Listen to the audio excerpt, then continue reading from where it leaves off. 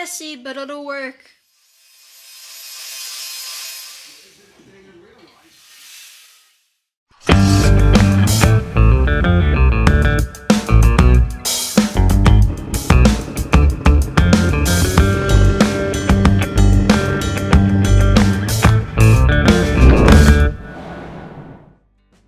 Hi, and welcome back to drybonesgarage. This episode is a part of a series where me and my dad take a 63 Corvair and a G-body chassis and combine them together to create a hot rod. This episode we're going to be working on the firewall some more.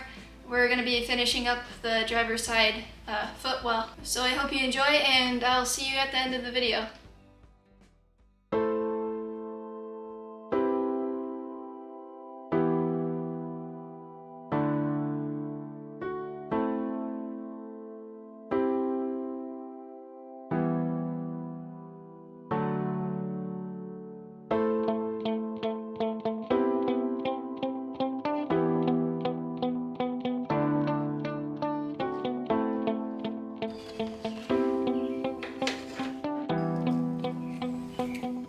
It's messy, but it'll work.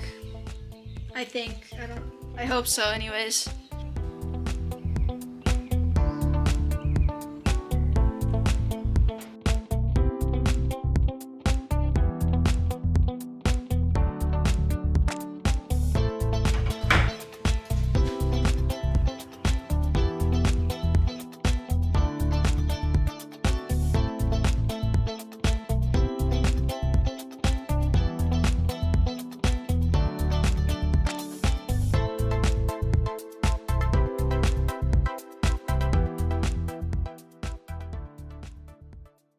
I think because of what we're going to end up doing over here, we're going to probably do a vertical drop, or as close to vertical as we can down into the floor pan here. We kind of need to come all the way to the footwell, so what we'll end up doing is probably right in here is roll this out to the firewall. That'd actually probably be a good spot. We'll pick it up right here and over. So we'll close this up, use this panel that you cut, but we'll cut it off flat here, and then we'll just come in and we'll close this gap in the vent where it is as is. You get what I'm saying? We'll just kind of blank this off. We're going to have to get kind of wonky because of the shifting shapes and whatnot and the rust in here, but we'll just kind of build this over, close this up, and then when we're ready, we'll bring the footwell out from here over into the wheel well and shape this however we need to. I guess we'll use the upper half of the entire firewall, or what's left of it, and then build to that. That should give us room for our exhaust. That gives us our provision for the brake and the steering column. In the G-body, this is blanked off, but we can probably use that for our harness, our through hole for the harness. And then pretty much from the outboard side of that steering column, we'll just bring it over to the wheel well, and then we'll blank that whole area off just like we're doing over here. But we're gonna, I think we'll plate that access panel. We'll just close that up permanently, and in the process we'll cap that gaping rust hole too. We'll get rid of all of that all at once. Gouge that out and just plate right over it. I feel like I'll understand it better as we go. Yeah, because I have a picture in my head. I don't know how well I'm communicating. Let's get this closed up, and then we'll have to start building pieces and parts to extend up into the cowl from the firewall. We'll extend up to the backside of what we did here. Yeah. And that'll give us, hopefully, all the room we need for that distributor and then some. We'll actually be able to do some maintenance, but that distributor I doubt is going to come out when it's in the car. We might be able to get the cap and rotor out of it, but we're not getting the entire distributor out of the car once that engine's set and the body's setting on the frame. I don't expect. I'll be shocked. If we can actually do anything to that level. But that was a runner when it got put up. That's the engine that I had put in that black Supra. I know that thing was running when it went on the shelf. That's also the engine that was in the S10. That's a good little motor. Dad and I talked some more about what we would do with the car. It took me a while to fully comprehend what he was saying. You good with that? Kind of tracking what I'm saying or what I'm driving at? Okay. We'll do this again. I'm sorry. We need cardboard. I know we need to make templates, Make the templates. here, but like between here and here, I'd fill up here. Well, we got that one tab that actually reaches the cowl. I can give that a quick zap, and then we can vice grip the bottom down. So that thing is locked. We know where we want it. And then from there, it ain't gonna move. You can start building cardboard pieces and translating that to metal and bending it up. Well, I'm filling the rest of that vent over there, and we can start building this footwell, kind of tag team it. Because you seem to have the concept now. You can run on your own. Start making templates and cutting the metal. I don't think I've really had too much experience with the bending. You haven't used the brake yet, no. But the concept's really simple. As long as you're marking where the folds and the bends need to be, and you've got a pretty good idea of what they need to be, you can get it close.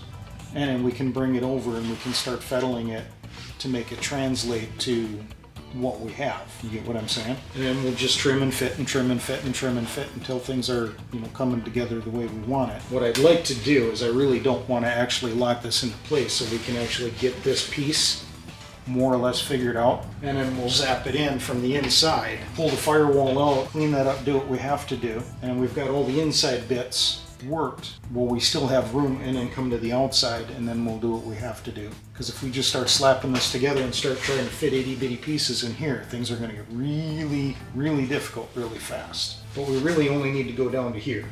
That's all the farther we have to close this off. At least in this general region is to here, because we're going to come straight across into the wheel well, at least to this point.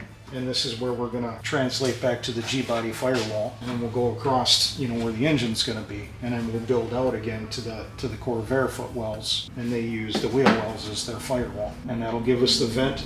And utilizing this up to about here should give us brake and most of clutch. We're actually going to have more room for the clutch than we necessarily would otherwise. Okay.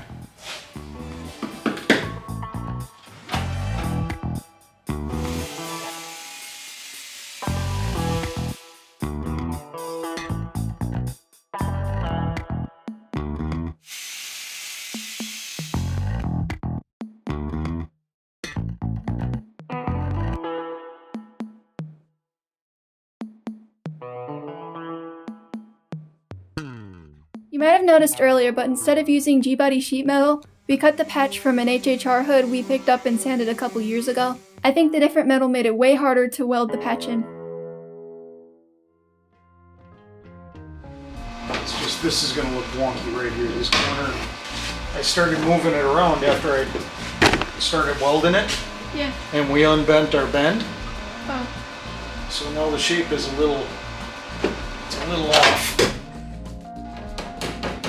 Let's get that, and then we'll kind of push that in a little bit, work our way up there.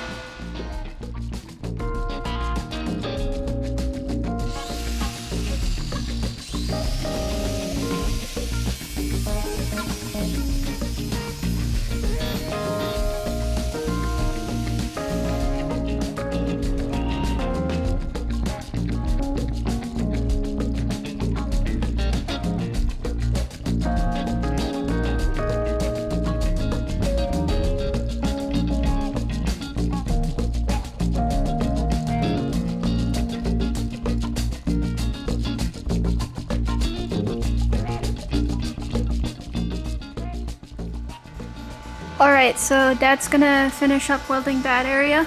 And while he's doing that, I'm going to be making a patch for this hole up here.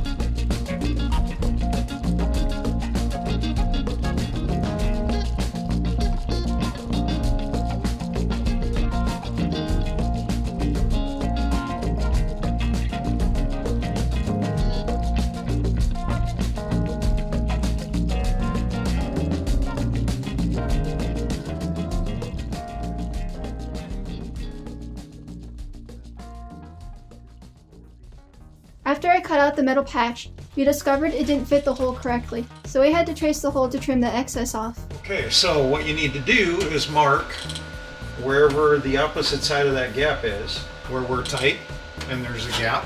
You remember how we did in the wheel wells? First we traced with the washer, we followed the shape. We got a rough shape, remember? Yeah. Then we followed with the washer. And then as we started dialing it in, I just got up in there with the pen and I traced with the pen and that little bit of distance off of the body to the tip. I remember. Okay, do the same thing and then start peeling that down till it fits like it should. Okay.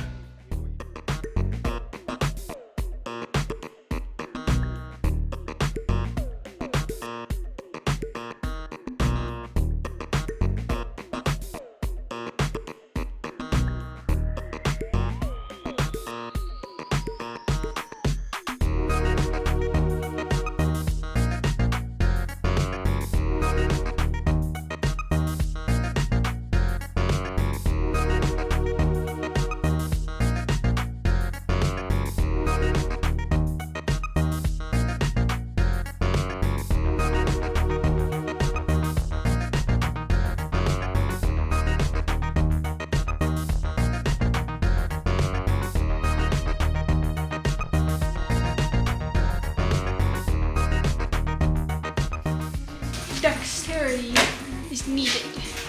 Yeah.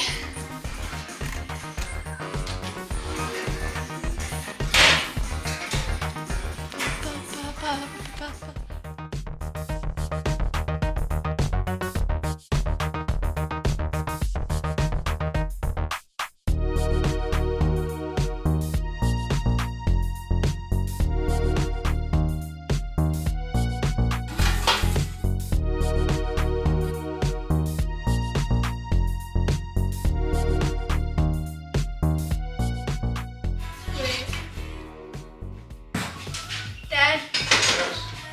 Let's take a look at things here. Yeah, that should work right about there. So lock that down. There you go. Don't kill it. Just right there is about the top of the eccentric, right? You don't need to kill it to hold that piece of metal in place. That needs to be bent up about 90 degrees. If it looks like it's straight up and down, that's good. A little over center isn't going to hurt us either. That's pretty close. There you go. Yay. Okay.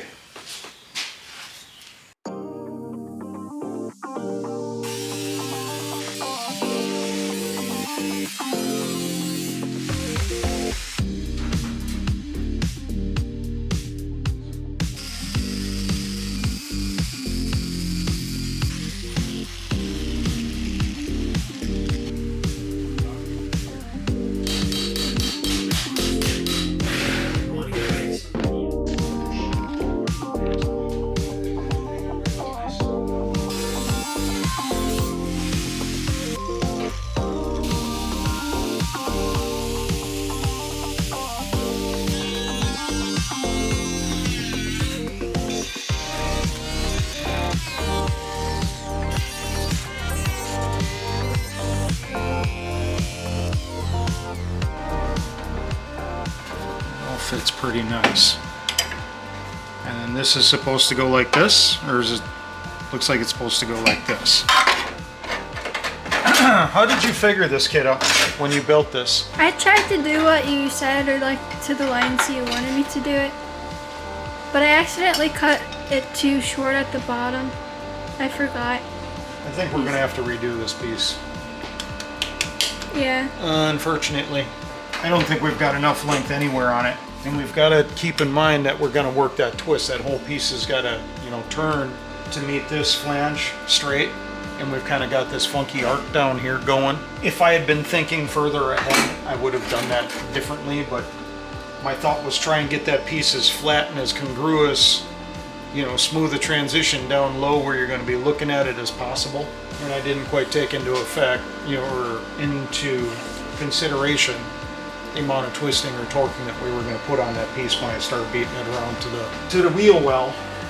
And right now we don't have English wheel or any of that, we kind of got to weld in and bend and flex and hammer and dolly pieces to make them fit right now. At least that's my level of knowledge and experience. I'm sure there's people out there that really know how to work metal. That'd be like, okay, you do this and you do this on the power hammer or the English wheel. That ain't me. Not yet.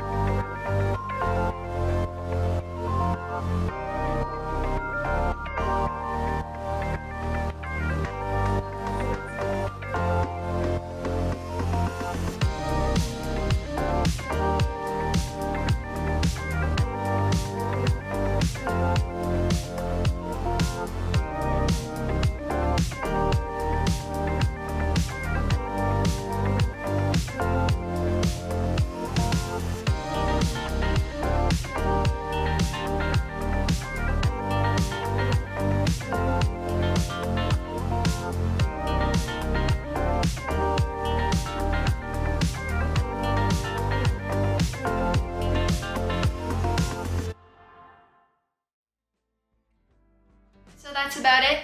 I hope you liked this video. If you enjoyed what we did here, it'd be very much appreciated if you give us a like and you click on the subscribe button. Other than that, I genuinely hope you have a good day and a good week. I'm serious, I mean it. I'm threatening you to have a good week. Have a good week. I'm threatening you. I'm not gonna threaten you. And with that being said, I will see you later. Goodbye.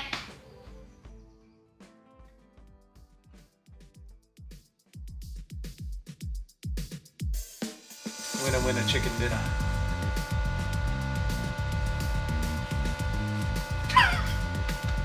What are you doing to me? Hey Dad, Huh. your eyes match your shirt. Do they? Yeah, they're kind of the same color. Really? That's kind of a pale color for him usually.